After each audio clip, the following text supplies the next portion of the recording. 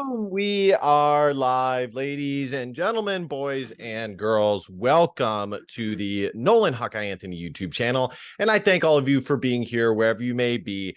And of course, however you may be listening. We are back at it.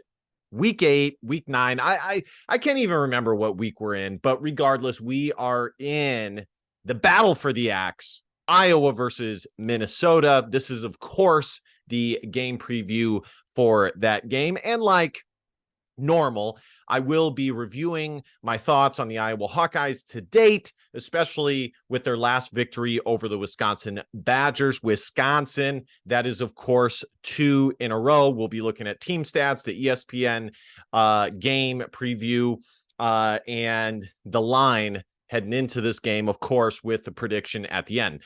Before we get into any of that, I want to ask you guys to consider smashing that subscribe button. Really would love to get to 2,000 subscribers by the end of the season. I think we can do it. At the very least, like, comment, share. If you guys want to donate to the channel, you guys absolutely can. PayPal, Cash App, or by just clicking that donate button on the video. Without further ado, let's get into this. So let's start here. Number one, I think it's awesome that Iowa has beaten Wisconsin 2 times in a row. That is excellent, regardless of how they beat them. It was a very interesting game. Just a side note, I did admit in my post-game show that I do not always watch a game from beginning to end in real time. I mean, I'm not even talking like fast forward through the commercials or anything like that. And, you know, I fully realize that some of you guys may think that that's not the best thing to do. And I understand that. I do. I can see how some of you guys would feel that way or think that way. I actually thought about doing a separate video for this. Maybe I will, or maybe I'll just let it go. But in this day and age, so a few things on that. In this day and age, number one, the highlights that are provided on YouTube are 50 to 75% of said snaps. The second thing is, so you can pretty much watch the entire game just on the highlights. The second thing is that with my schedule, there's just no way that I can on a regular basis sit through an entire 4 or 5 hour game on a Saturday. I just simply have too much to do, and I just cannot do it. So if that is a non-negotiable for you, then I understand it is what it is. Personally, I don't think it impacts the evaluation of the game. Perhaps there will be nuances, like slight details that are missed. But let's keep it real, guys. You think all the ESPN people, or hell, even your favorite YouTube sports commentator, you think all of them are watching Joel Klatt? You think all of them are watching every single minute of every game? Of course not. So that's my 2 cents on that. Back to the Iowa-Wisconsin game. The bottom line is Iowa's defense continues to improve, as I said it would.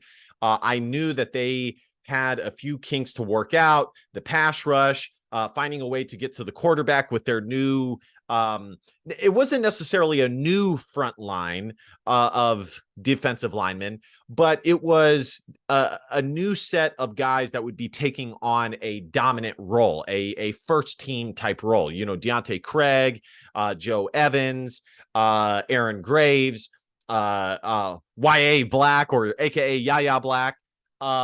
And that is what it is. I also knew that it would take a few games for the linebacking core to gel, especially Nick Jackson. You know, Jay Higgins had not been in a full-time starter position yet, or role yet.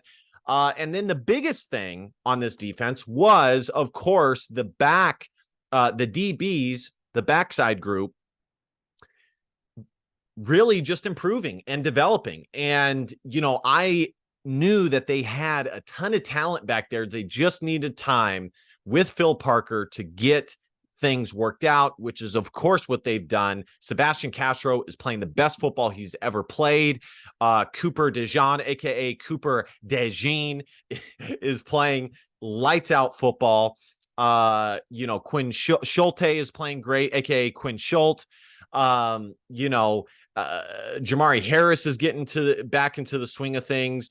Deshaun Lee, unfortunately, has been out with an injury, and of course, he started a few games. I am pleasantly surprised to see that one-time running back commit out of Des Moines, Devin Hilson, is on the depth chart. And when he committed to the Iowa Hawkeyes, my recruitment video, I said that I didn't know where he would play for sure, but I knew that they got a good athlete and Iowa would find a place for him to play. And it looks like they have. That's what Iowa does best, is they find athletes who play multiple sports. They still have a ton of room for improvement and development after they solely focus on football, and that is what they do. Now, the last thing is, Torrey Taylor was lights out. The special teams was great. The last thing, of course, is the offense. And, I just don't know how much more time I want to spend on it. Brian Ferentz is, of course, not meeting the 25 points per game threshold. But if you were to ask him, as I'm sure reporters have, and Kirk Ferentz, as long as they're winning games, that's all that matters. And to a certain degree, I agree. As I've consistently said, on one hand, I love that Iowa wins, but ultimately sports comes down to, do you do what you do best better than the other team and what they do best? And, Iowa has done that 6 times for 6 victories. The one time they didn't, they got shellacked. It's on one hand, Brian Ferentz is what he is, and on the other, Iowa keeps winning games. And, like I said, I mean, if ultimately that's the answer that they're going to give and they're okay with, as long as they win games, it doesn't matter if the offensive statistics aren't what they are, it's hard to totally and completely disagree. I mean, the one thing I would just say is, and I've said this consistently for the past 2 years, is that this would be the best time for Kirk Ferentz to get the most out of any football, team he has had for a span of 4 years of those recruiting classes, with Phil Parker backing him, if he just had an average offense or slightly below average offense. And, the sky really would be the limit. Iowa would be a top 10, top 15 program consistently if they could do that. But the sad fact is they have not. Deacon Hill made a few throws, missed quite a few as well. It was good to see Iowa's offensive line open up some holes. I think Iowa's offensive line actually has played decent for the most part, or better than what we saw last year. I think they have been a better unit this year. You can tell Rusty Feth is a veteran. You can tell some of the guys have grown up a little bit and developed a little bit. It's just, it really is the passing attack. And it really comes down to that and Brian's inability to string together first downs and call plays on a consistent basis from their 20 to the opposing team's 20, or, from the 30 to the goal line for a touchdown. It's very hard for him, if not impossible for him. Once upon a time, he was able to do it, but now it's very hard for him to do that and to string together and stack first downs and call all the plays that you need to call on your way to a 60-yard multiple first down drive. Iowa has really been relegated to a team that scores solely on big plays of 20 to 30 plus yard runs or catches by Eric All. Of course, the big news is that Eric All is out for the season. It looks like he suffered a torn ACL. I can already hear the people saying, bring back Coach Doyle, bring back Coach Doyle. And, I think a lot of you guys know how I feel about Coach Doyle and that entire situation that occurred. I was very vocal about it. But the fact is, he's gone. He's not coming back. And the other fact is that in the sport of football, injuries happen. I mean, in athletics, injuries happen. I officiate youth sports, college sports, and I see football is by far the sport that has the most injuries. I mean, when I first started officiating it, I'd be stunned by the sheer amount. I mean, it would be almost every quarter a kid would go down with an injury that took him out of the game. So that just is what it is. I think it would be worth Kirk looking into why, two of his top tight ends had a similar injury, or were not able to take the burden of an entire season. There is a ton of science to support the idea of overuse and not being ready for the season. There's people who would go as far to say that most people who work out and programs that do it absolutely overtrain their guys, and all that is really needed is a few times a week of really, really intense training, and that's all you need. A lot of these guys played multiple sports. In America, it's different than Europe in that there is the youth system, kind of the babysitting youth sports system, and they end up playing tons of games. And, so there's something to be said about that. And I think it's worth Kirk taking a look at that. So those are my thoughts on Iowa versus Wisconsin. We're going to take a look, of course, at Iowa versus Minnesota, which, of course, is the game that I am previewing today. And here is the ESPN matchup predictor. It gives Iowa a 73% chance to win this game, and it gives Minnesota a 26.9, almost a 30% chance of winning this game. The statistical leaders for this game are Ethan Kaliakmanis for Minnesota, 787 yards, 6 touchdowns, looks like 6 INTs. I'm going to have to, one of the positives, 6 touchdowns to 6 INTs. One of the positives to doing the video on Monday is that all of the stats and all of the information is updated. So this is like absolutely, and the depth charts are released. There is really no change in depth chart for Iowa. I will show outside of the tight end position, I will show it all the same. Deacon Hill, of course, is the starting quarterback for Iowa. I think it's worth taking a look at his stats here real quick. We'll do it in a second.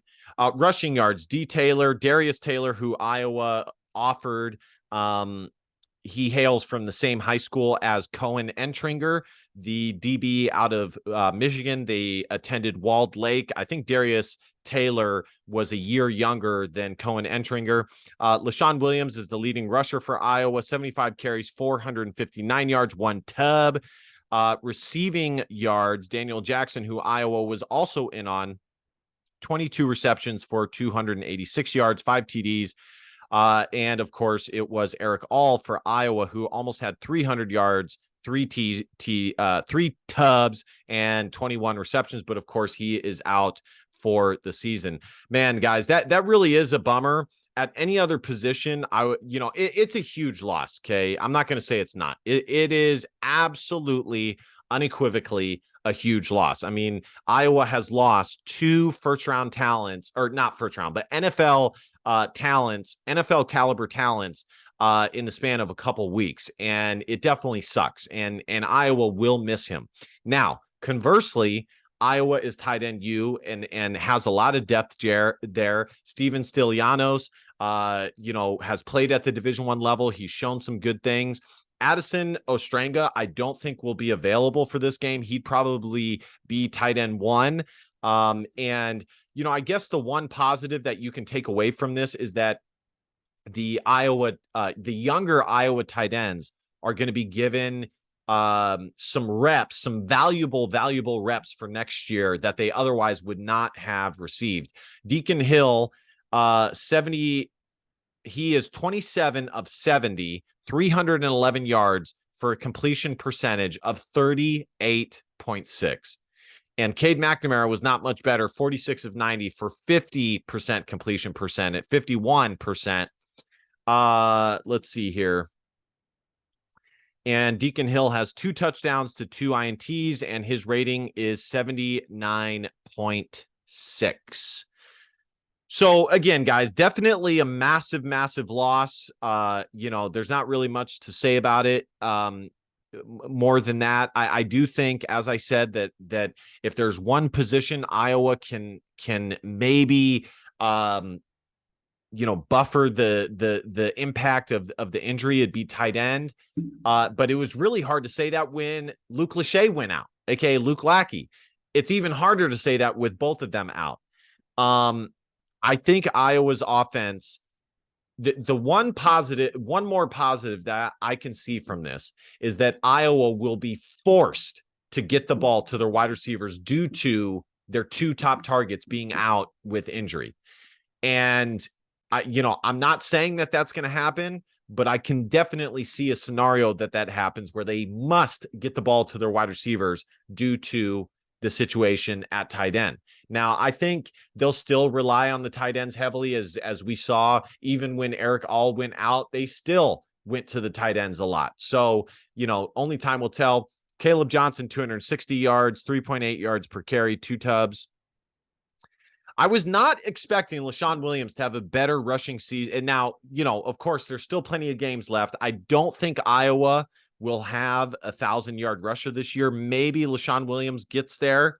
But man, I really was expecting Caleb Johnson to have 1,000 yards season this year.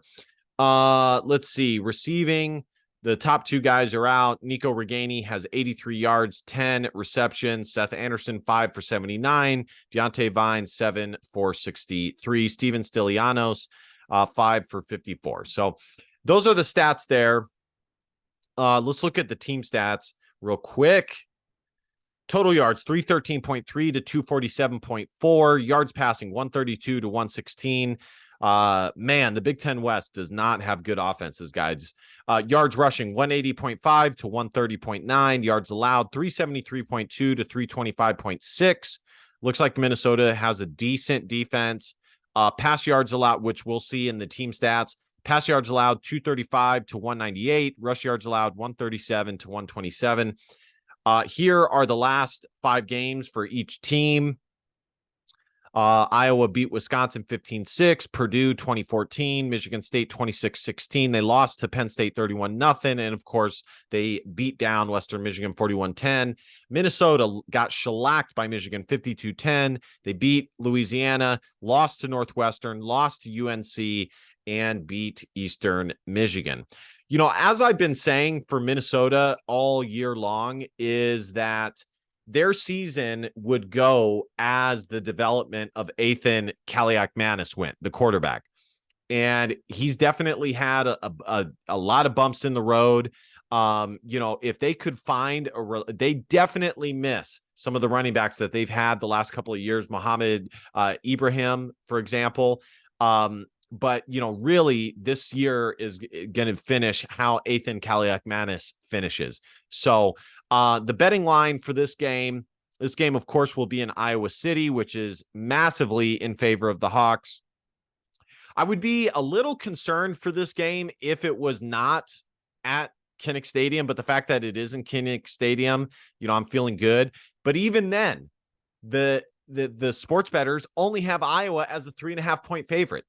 You would think that they would have Iowa as a double-digit favorite, but they don't. And I've said the media, the sports betting system have zero respect for Iowa. They and how they win. They respect the defense and the special teams, but how they win football games, they don't. And Iowa only being a 3.5-point favorite speaks volumes of how Vegas feels about their offense. Okay, that is basically them saying that they think Iowa is the better team, but due to how bad the offense is, they can only give them 3.5 points as the favorite. The over and under is 32.5. That's it. I would even be stunned if they reached 32.5. I would definitely go with the under in this game. Of course, I don't give out legal betting advice, or betting advice at all. I'm just saying if I did, I would definitely, knowing what I know about Iowa, I would definitely take the under. Looks like the game will be fairly good weather, 61 degrees. And that is that. Let's take a look at the depth charts right quick. So here is Iowa's depth chart. Like I said, not really any changes. Addison, aside from the tight end, Addison Ostrango would be the starting tight end, but he is out with an injury. I don't expect him to play. Man, I would really love to see Caleb Brown. I've said it multiple times. I really am concerned that he's going to transfer out of Iowa and Iowa is going to lose.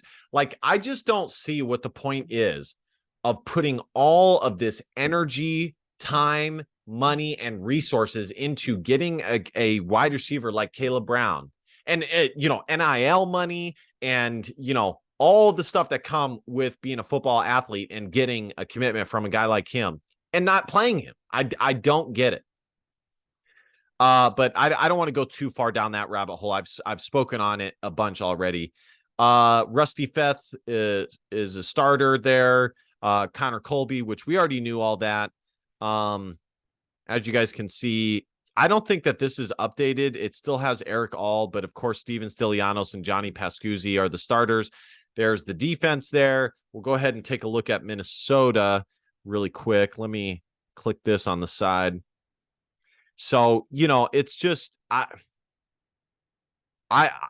just don't see how Iowa cannot find a way to get a guy like him some reps. I really, really don't.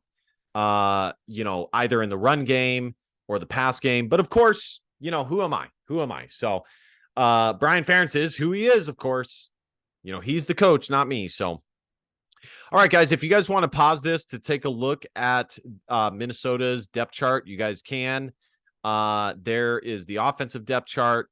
This is the defensive depth chart there. So like I said, if you guys want to pause it and check it out, you guys absolutely can.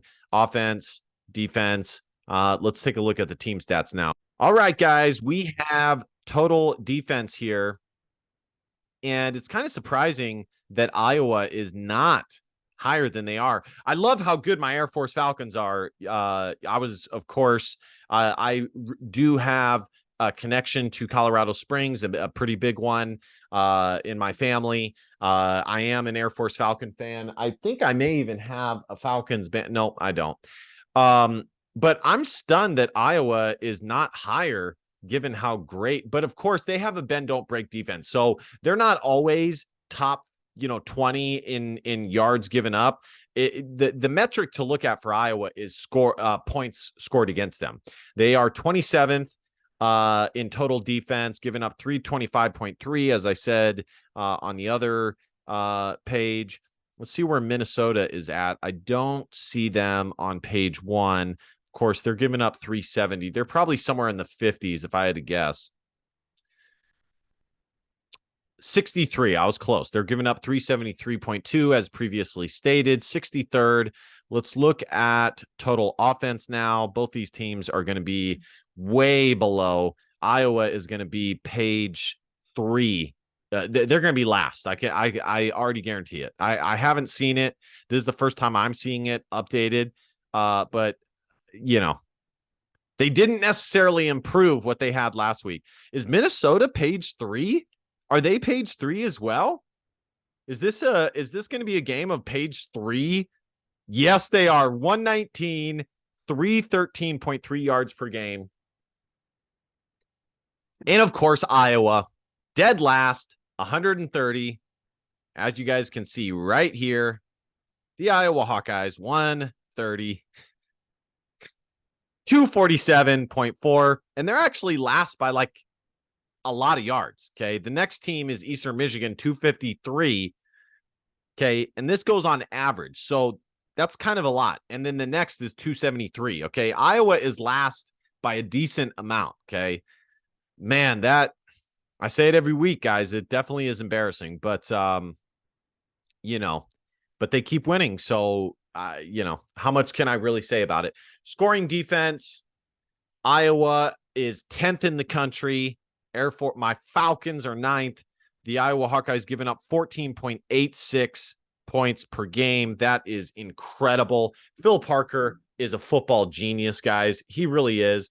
And if Kirk Ferentz were to retire tomorrow, I have done videos on who my like options would be and who for replacing Kirk Ferentz and who I think ultimately it would be and who I would choose.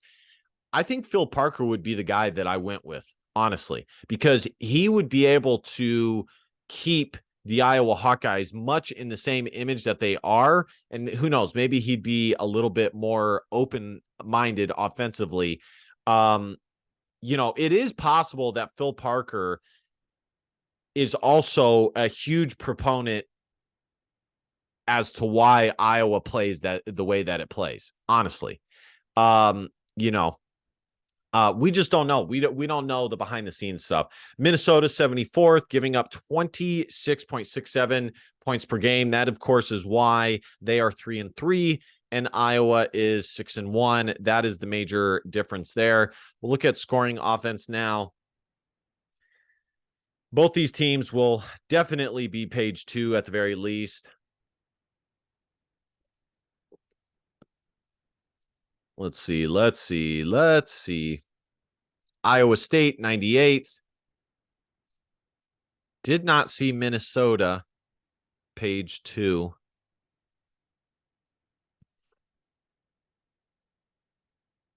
Iowa, 113. Illinois, 116. Nebraska, 120. Wow. That's crazy, guys.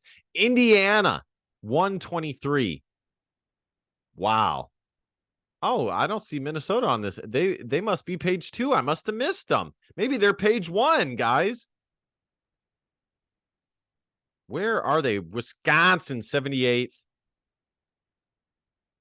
I don't see them page 2. Maybe they are page 1. They're not page 1, are they? No way. Oregon averages 48.5 points per game. Can you? Oh my gosh. Penn State averages 44.3. Oh my gosh. Iowa is lucky to have one of those games, let alone average that amount of points. Man, that's crazy. Guys, I'm not seeing Minnesota. Oh my gosh. I'm going to have to pause this thing and really look for them. Guys, I can't believe I missed them. They are only one spot or 2 spots. They're tied for 1/10. You guys probably saw it before I did when you guys end up watching this video. They're averaging 21.7 points per game. All right, guys. My final thoughts on the game. I think this is a very, very winnable game for the Iowa Hawkeyes. I think that this will be an excellent game for them to get somewhat on track offensively and put some decent numbers on the board or better or improved numbers, whatever the case may be. Especially if they can run the football against Minnesota. This is not the same. Minnesota does not have the same defense as Wisconsin. Iowa is playing at home. It'll be Deacon Hill's 3rd game. I'm actually, aside from the Eric All situation, I'm actually really, optimistic about Iowa's possible improvement offensively. Last week, I predicted I've been on fire this year in my predictions for the Iowa Hawkeye games. I am perfect. Last week I predicted an 18-13 victory for Iowa over Wisconsin. I think this week Iowa's defense completely shows out. I think Cooper DeJean, aka Cooper DeJean, brings one to the house in the punt return. Maybe a interception. I think Iowa picks the young Ethan Kaliakmanis, and I think Iowa is able to get some points on the board. I would really love to see LaShawn Williams continue to run the football well. Regardless, Iowa needs to be over 100 yards rushing, which I think they will. And I think that this, aside from this being a rivalry game, and, aside from that, I look for Iowa to continue and have what would it be? Guys, I need to check if this will be Iowa's 8th straight victory over Minnesota. Let me check. Guys, I have it right here. I found it. I'm going to go ahead and share my screen one more time and get it pulled up. It's very simple. Man, technology and information, technology has its ups and downs. but you know, it really is awesome to have this type of information at just your fingertips. Just a click of a button, and you have this information. It is awesome. So check this out, guys. Here is the series record. Iowa right here has won 1, 2, 3, 4, 5, 6, 7, 8, 9, 10 of the past 11 meetings, and have won 1, 2, 3, 4, 5, 6, 7, 8 straight. They'll be going for their 9th straight victory over Minnesota, and it pretty much is all PJ Fleck. I mean, most of it is that PJ Fleck cannot get over the hump against the Hawkeyes. So, and of course, Iowa will be ranked again. So I just wanted to show you guys that really quickly. I'm going to pick the Iowa Hawkeyes to win this game. I'll go 22-12. I think Iowa stops Minnesota fairly easily. I think Iowa is able to get some points on the board. I'm not going to go crazy and say that Iowa puts up 30. I wouldn't necessarily be surprised if that happened, but I'm not willing to be the goofball who predicted that quite yet. Okay, I need to see some more. Okay, I need to see at least a little bit more. But that's going to be my prediction: 22-12. We'll go with a 10-point victory, and that is going to be that. All right, guys, thank you guys so much for watching. Be sure to hit that subscribe button, at the very least. Like, comment, share. If you guys want to donate to the channel, you guys absolutely can. Support your boy's coffee habit. If you guys watch a lot of my content, you know I'd really appreciate it. And be sure to check out the Big Ten Whip Around Show plus top 25 scores. And last but not least, DBAP. Don't be a pussy, Willow. In fact, our feelings, because your feelings just don't matter. Love you guys. See you guys next time. Go Hawks. Bye-bye.